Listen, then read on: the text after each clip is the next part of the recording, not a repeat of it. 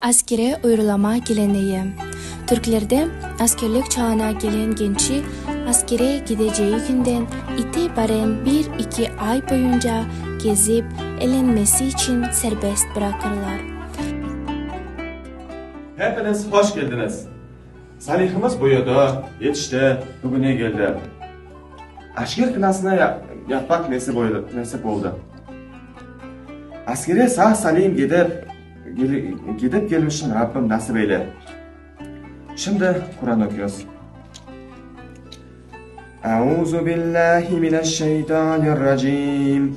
Bismillahirrahmanirrahim. Kul huvallahu ahad. Allahu samad. Lem yelid ve lem yulad ve lem yekun lehu kufuven ahad. Bizde 3 kez kına yakıyor. Birincisi kurbana koyuna yakıyor. Kurban olsun diye. İkincisi keline yapmak.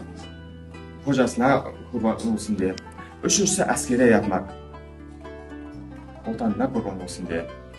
Şimdi askere kına yakıyoruz. Salavatlara. Allahümme salli ala Muhammed ala ali Muhammed. Allahümme salli ala.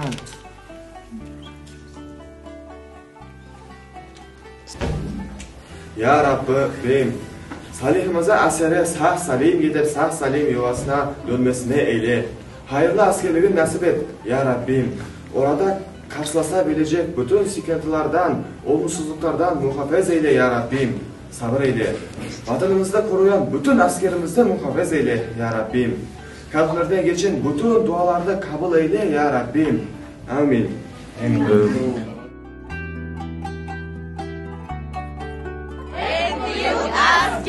Bizim asker. En büyük asker bizim asker. Gidip gelmek. Direkt bu